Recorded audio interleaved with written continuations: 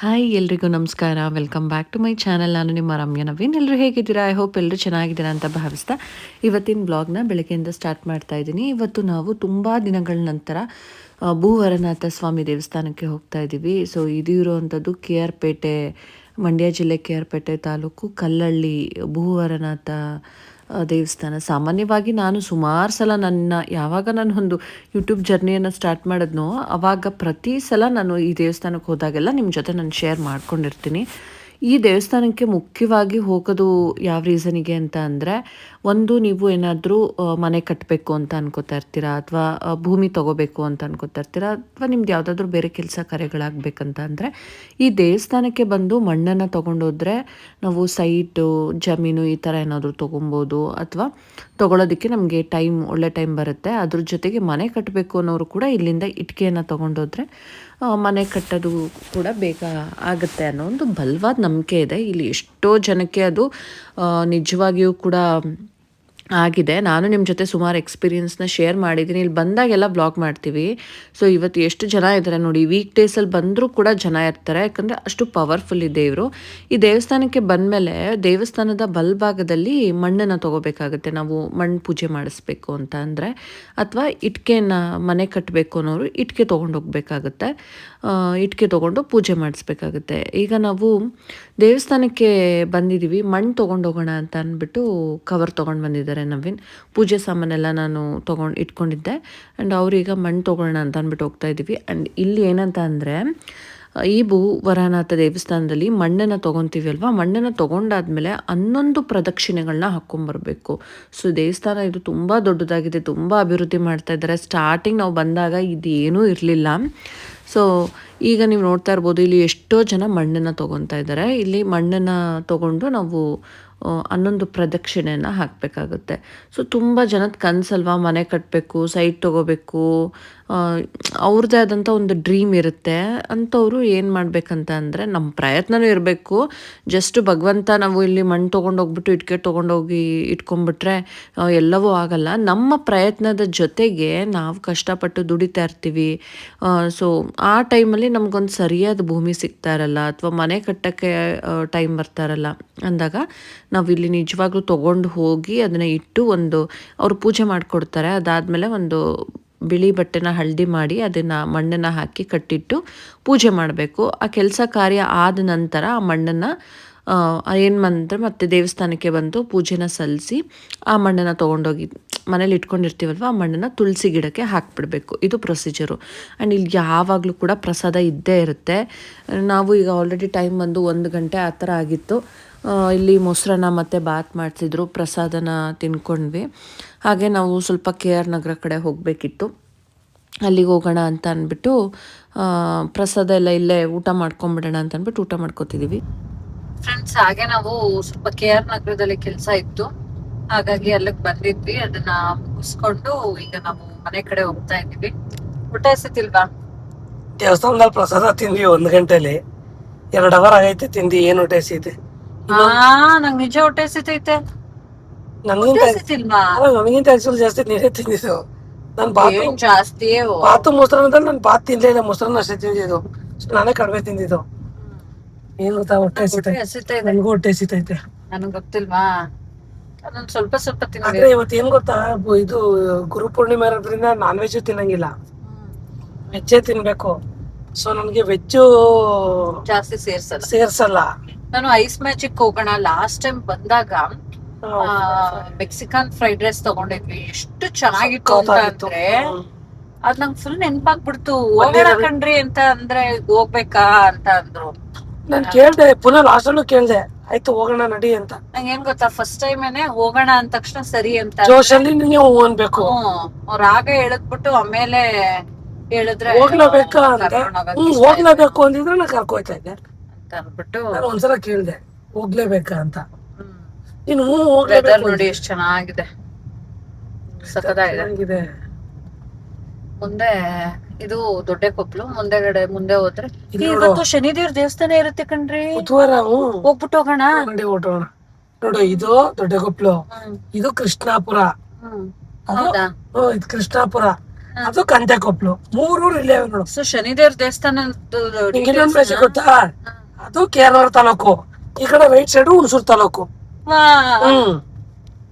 Kerala left ಇರೋದೆಲ್ಲ ಅದೇ ನಂಗೆ ಇದು ಹುಣಸೂರು ತಾಲೂಕು. ದೊಡ್ಡ ಕೊಪ್ಲು ಹುಣಸೂರ್ಗ್ ಬರುತ್ತಾ? ದೊಡ್ಡಕೊಪ್ಲು ಕೆ ಆರ್ ನಗರ, ಕೃಷ್ಣಾಪುರ ಹುಣಸೂರು, ಓಕೆ ಓಕೆ. ಇದು ಕಂತೆಕೊಪ್ಲು ಹುಣಸೂರು ತಾಲೂಕು. ನಮ್ಮಮ್ಮನ ಅಕ್ಕನ ಊರು ಇದೇನೆ. ಸೊ ಅವ್ರದ್ದು ಇಲ್ಲೇ. ಮತ್ತೆ ಶನಿದೇವ್ರ ದೇವಸ್ಥಾನ ಅಂತ ಹೇಳ್ತಾ ಇದ್ನಲ್ಲ ನೋಡಿ ನಾವು. ನಿಮ್ಮ ಅಮ್ಮನ ಅಕ್ಕ ಅವ್ರದಲ್ಲ ಊರಿದು. ಅವ್ರ ಮದ್ವೆ ಆದ್ಮೇಲೆ ಅವ್ರದೇ ಕಂಡ್ರಿ ಅದು. ಮದ್ವೆ ಅವ್ರ್ ಆಗಿರೋದು ಈ ಗಂಡಂದು ಅಂದ್ರೆ ಅಲ್ಲ ಅಕ್ಕನ ಊರು ಅಂತ ಅಂದ್ರೆ, ಈಗ ಅವ್ರ ಮದ್ವೆ ಆಗಿರೋ ನಮ್ ದೊಡ್ಡಮ್ಮ ಇಲ್ಲಿ ಮದ್ವೆ ಆಗೋರೆ ಅಂತ ಅಂದ್ರೆ ಇಳ್ಸಿ ತೋರ್ಸೋಣ. ನಾವ್ ಎಷ್ಟು ಸಲ ನಮ್ ರೆಗ್ಯುಲರ್ ವ್ಯೂವರ್ಸ್ ಸ್ಲೋ ಮಾಡ್ಬೇಕು ತಾನೆ. ಇಲ್ಲಿ ಮನೆ, ಇಲ್ಲಿ ಅಂಗಡಿ. ಜ್ಞಾನ ಪ್ರಾವಿಷನ್ ಸ್ಟೋರ್ ಇದೆಯಾ, ಅದೇನೆ ನಮ್ ದೊಡ್ಡಮ್ಮನ ಮನೆ.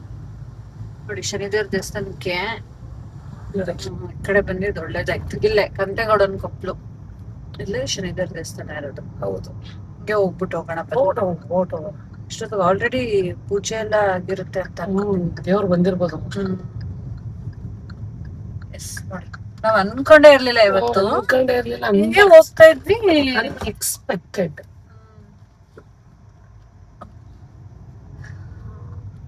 ಯು ಎಕ್ಸ್ಪೆಕ್ಟೆಡ್ ಇಲ್ಲ, ಅನ್ಎಕ್ಸ್ಪೆಕ್ಟೆಡ್. ನಂಗೆ ಆಲ್ರೆಡಿ ಅಲ್ಲಿ ಎಲ್ಲೋ ನಾವು ಕೇರ್ ನಗರದಲ್ಲಿ ಇದ್ವಲ್ಲ, ಅವಾಗ ನೆನ್ಪಾಯ್ತು ಬುಧವಾರ ಅಲ್ಲಿ ಸೋಮನಹಳ್ಳಿ ಹತ್ರ ತೋರ್ಸಿದ್ನ ನಾನು. ಅಲ್ಲಿ ತೋರ್ಸಿದ್ರಿ ಸರಿ, ಬಟ್ ಕೇರ್ ನಗರದಲ್ಲಿ ನಾನು ಅನ್ಕೊಂಡೆ ನಾವು ಬೇಕಿದ್ರೆ ಒಂದಿಗೆ ಹೋಗ್ಬೋದಲ್ವಾ ಅಂತ ಅನ್ಕೊಂಡು ಹಂಗೆ ಮರ್ತೋಗ್ಬಿಟ್ಟೆ. ನಿಮ್ಗೆ ಹೇಳೋದೇ ನಾನು ಮರ್ತೋಗ್ಬಿಟ್ಟಿದ್ದೆ. ಆಮೇಲೆ ಇವಾಗ ಇಲ್ಲಿಗೆ ಬಂದಿದ ತಕ್ಷಣ ಆಕ್ಚುಲಿ ಬರ್ಬೇಕಾದ್ರೆ ಟ್ರಾವೆಲಿಂಗ್ ಬೋರ್ ಆಯ್ತು ನನ್ಗೂ. ನನ್ನ ಹೆಂಡತಿಗೂ ಸ್ವಲ್ಪ ಜಗಳನೇ ಆಗೋಯ್ತು ಡ್ರೈವಿಂಗ್ ವಿಚಾರಕ್ಕೆ. ಮಾತಾಡಿಲ್ಲ. ಇವ್ರಿಗೆ ಎಷ್ಟು ಹೇಳಿದ್ರು ಬುದ್ಧಿ ಬರಲ್ಲ ಫ್ರೆಂಡ್ಸ್. ಇವ್ರಿಗೆ ಡ್ರೈವ್ ಮಾಡೋದನ್ನ ನಿಧಾನಕ್ ಮಾಡಿ ಅಂದ್ರೆ ಬಂದಿಲ್ವಾ? ಬಂದಿಲ್ಲ ಅಂತ ಅನ್ಕೊಂತೀನಿ. ಇವತ್ತೇನಾರು ಅವ್ರ ಕತೆ ಗಿತ್ತೆ ಓದಕ್ಕೆ ಏನಾದ್ರು ಹೋಗಿದ್ದಾರೆ. ಇಲ್ಲ ಕಣೆ, ಅವರೇ ಜನ ಇದ್ದಾರೆ. ಇನ್ನೂ ದೇವ್ರು ಬಂದಿಲ್ವೋ ಏನೋ ಗೊತ್ತಿಲ್ಲ, ನೋಡೋಣ ಬನ್ನಿ. ಬಂದಿಲ್ಲ.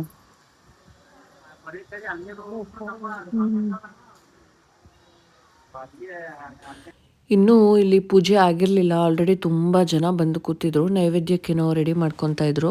ಸೊ ಈ ದೇವಸ್ಥಾನದ ಬಗ್ಗೆ ಸುಮಾರು ಜನ ಕೇಳಿದ್ದೀರಾ, ಆ್ಯಂಡ್ ನಾನು ಕೂಡ ಸುಮಾರು ಸಲ ಹೇಳ್ತಾ ಇರ್ತೀನಿ. ನಾನು ಹೇಳ್ತೀನಲ್ಲ, ಕೆಲವ್ರಿಗೆ ನನ್ನ ಬ್ಲಾಗ್ ನೋಡೋದಕ್ಕೆ ಸ್ವಲ್ಪ ಬೇಜಾರಾಗ್ಬೋದು, ಯಾಕಂದರೆ ನಾನು ಜಾಸ್ತಿ ದೇವಸ್ಥಾನಗಳಿಗೆ ವಿಸಿಟ್ ಮಾಡೋದು ಈ ಥರದ್ದೇ ಇರುತ್ತೆ. ಬಟ್ ಇತ್ತೀಚೆಗೆ ಸ್ವಲ್ಪ ಆಷಾಢದಲ್ಲಂತೂ ಸ್ವಲ್ಪ ಜಾಸ್ತಿನೇ ಆಗಿದೆ. ಆ್ಯಂಡ್ ಅಲ್ಲಿಂದ ನಾವು ಮುಗಿಸ್ಕೊಂಡು ಅಲ್ಲಿ ಸ್ವಲ್ಪ ಲೇಟೇ ಆಗೋಯಿತು. ಅದಾದಮೇಲೆ ಈಗ ಮನೆಗೆ ಹೋಗ್ತಾ ಇದ್ದೀವಿ, ಟೈಮ್ ಆಗೋಗಿದೆ. ಹಾಗೆ ಹೋಗ್ತಾ ಪಾನಿಪುರಿ ತಿನ್ನೋಣ ಅಂತ ಅಂದ್ಬಿಟ್ಟು ಪಾನಿಪುರಿ ತೊಗೊಂಡ್ವಿ. ಅಂತ ಜೋರ್ ಮಳೆ ಇಲ್ಲ, ಅವ್ರು ಟಾರ್ಪಲ್ ಕಟ್ಟಕ್ ನಿಂತ್ಕೊಂಡ್ರು ಮಳೆ ಬರ್ತೈತೆ ಅಂತ. ಈ ಮಳೆಗೆ ಗೋಬಿ ತಾನೇ ತಿನ್ಬೇಕು. ಪಾನಿಪುರಿ ತಿಂದ್ರೇನು? ನೀನ್ ನನ್ಗೆ ಟೆಂಪ್ಟ್ ಮಾಡಿಸ್ತೀಯ ಪಾನಿಪುರಿ ಎಲ್ಲ ಇಟ್ಕೊಂಡು. ಆಯ್ತು, ಒಂದು ಟೇಸ್ಟ್ ಮಾಡು. ಆಯ್ತು, ಅದ್ ಮೈದಾ ತಾನೆ. ಓವರ್ ಆಕ್ಟಿಂಗ್ ಎಲ್ಲ ಮಾಡ್ಬೇಡ ನವೀನ್.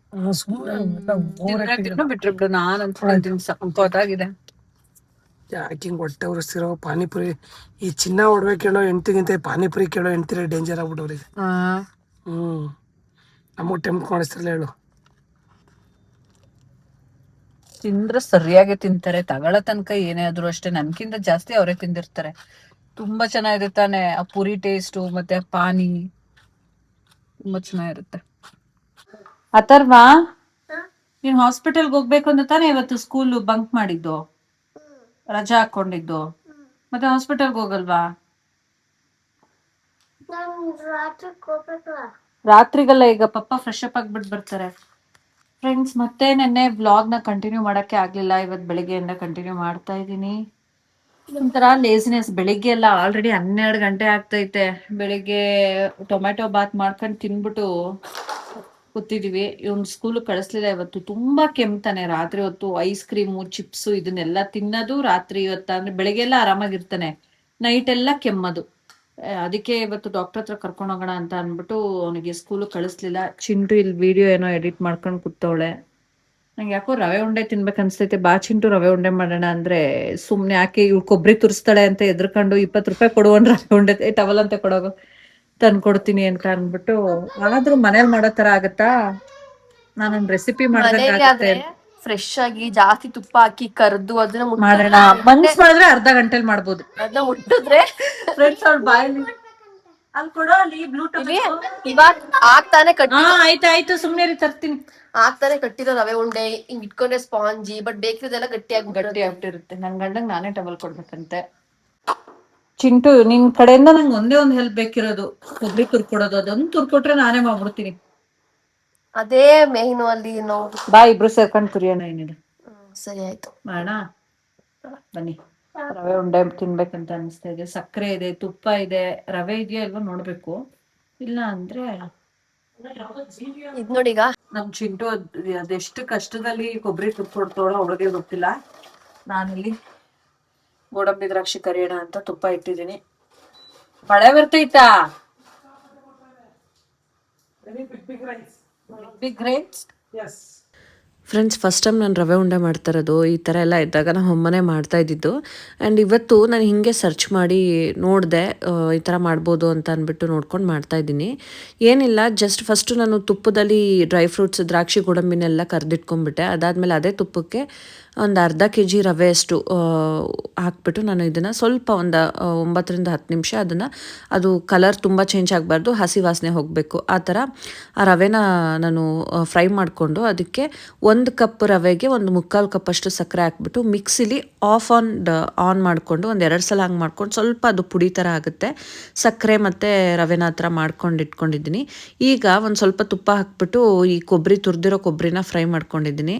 ಆ ಫ್ರೈ ಮಾಡ್ಕೊಂಡಿರೋ ಅಂಥ ಕೊಬ್ಬರಿ ಮತ್ತು ಡ್ರೈ ಫ್ರೂಟ್ಸು ಮತ್ತು ರವೆ, ಸಕ್ಕರೆ ಆಲ್ರೆಡಿ ಅದನ್ನು ಮಿಕ್ಸಲ್ಲಿ ಸ್ವಲ್ಪ ಒಂದು ರೌಂಡ್ ಮಾಡ್ಕೊಂಡಿದ್ವಲ್ಲ, ಅದನ್ನು ಈ ಥರ ಈಗ ಮಿಕ್ಸ್ ಮಾಡ್ಕೊತಾ ಇದ್ದೀನಿ. ಕಾಯಿಸಿಟ್ಕೊಂಡಿರೋ ಅಂಥ ಹಾಲನ್ನು ಒಂದು 4 ಟೇಬಲ್ ಸ್ಪೂನ್ ಅಷ್ಟೇ ಹಾಕಬೇಕು, ಜಾಸ್ತಿ ಹಾಕ್ಕೊಬಾರ್ದು ಹಾಲನ್ನ. ಅದು ಹಾಕ್ಕೊಂಡು ಈ ಥರ ಉಂಡೆ ಮಾಡಿಕೊಂಡ್ರೆ ಸಖತ್ತಾಗಿರುತ್ತೆ. ನಾನು ಎಕ್ಸ್ಪೆಕ್ಟ್ ಮಾಡಿರಲಿಲ್ಲ ಈ ಥರ ಇರುತ್ತೆ ಅಂತ. ನಮಗೆ ತಿನ್ಬೇಕಂತ ಅನ್ಸಲ್ಲ, ಬಟ್ ಈ ಥರ ಯಾರಾದರೂ ಟೇಸ್ಟ್ ಮಾಡಿ ಹೇಳಿದಾಗ ತುಂಬ ಖುಷಿ ಆಗುತ್ತೆ. ಆ್ಯಂಡ್ ಈಗ ನೀವು ನೋಡ್ತಾ ಇರ್ಬೋದು ಎಷ್ಟು ಚೆನ್ನಾಗಿ ಉಂಡೆ ಬರ್ತಾಯಿದೆ ಅಂತ ಅಂದ್ಬಿಟ್ಟು. ನಾನೇನಾದ್ರು ಈ ಥರ ಮಾಡಿಕೊಂಡು ನಮ್ಮ ಅಮ್ಮಂಗೆ ಟೇಸ್ಟ್ ಮಾಡೋಕ್ಕೆ ಕೊಟ್ಟರೆ ತುಂಬ ಖುಷಿ ಆಗ್ತಾರೆ. ಓ, ನನ್ನ ಮಗಳು ಇದೆಲ್ಲ ಕಲ್ತ್ಬಿಟ್ಲು ಅಂತ. ಇದೆಲ್ಲ ಟ್ರೈ ಕೂಡ ಮಾಡೋಕ್ಕೆ ಹೋಗಿರಲ್ಲ ಆಯಿತಾ ನಾನು. ಬಟ್ ಇವತ್ತು ಯಾಕೋ ಅನ್ನಿಸ್ತಾ ಇತ್ತು, ಹೀಗೆ ಇನ್ಸ್ಟಾಗ್ರಾಮ್ ನೋಡಬೇಕಾದ್ರೆ ವರಮಹಾಲಕ್ಷ್ಮಿ ಹಬ್ಬಕ್ಕೆ ಸ್ವೀಟ್ಸ್ಗಳು ಮಾಡೋದು ವೀಡಿಯೋ ಎಲ್ಲ ಸಿಗ್ತಾಯಿತ್ತು. ಸೊ ನಾನು ಯಾಕೆ ರವೆ ಉಂಡೆ ಮಾಡಬಾರ್ದು ಈಗ ಅಂತ ಅಂದ್ಬಿಟ್ಟು ಮಾಡಿದೆ. ಫೈನಲಿ ರವೆ ಉಂಡೆ ನೋಡಿ ಈ ಥರ ಆಗಿದೆ, ರವೆ ಲಡ್ಡು.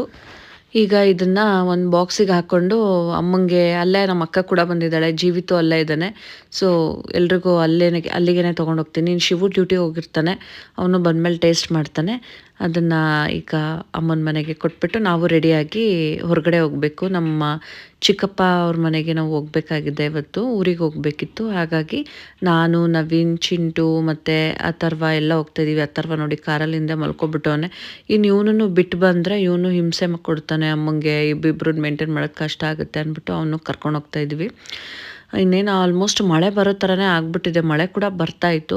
ಬಟ್ ಒಂಥರ ಈ ಮಳೆ ಬರಬೇಕಾದ್ರೆ ಟ್ರಾವೆಲ್ ಮಾಡೋದಕ್ಕೆ ಚೆನ್ನಾಗಿರುತ್ತೆ. ನಮ್ಮ ಚಿಕ್ಕಮ್ಮನ ಮನೆ ಅಂದರೆ ಪೃಥ್ವಿನ್ ಅಂತ ನಮ್ಮ ಮನೆ ಇದ್ದ ಅಲ್ವಾ, ನಮ್ಮ ಚಿಕ್ಕಮ್ಮನ ಮಗ. ಸೊ ಅವ್ರ ಮನೆಗೇ ಹೋಗ್ತಾ ಇದ್ವಿ. ಸೊ ಫ್ರೆಂಡ್ಸ್, ಇದಾಗಿತ್ತು. ಇದಾದಮೇಲೆ ವ್ಲಾಗ್ ಕಂಟಿನ್ಯೂ ಮಾಡಲಿಕ್ಕೆ ಆಗಿಲ್ಲ. ನಾನು ಮತ್ತೆ ನೆಕ್ಸ್ಟ್ ವ್ಲಾಗಲ್ಲಿ ಸಿಗ್ತೀನಿ. ಅಲ್ಲಿವರೆಗೂ ಟೇಕ್ ಕೇರ್.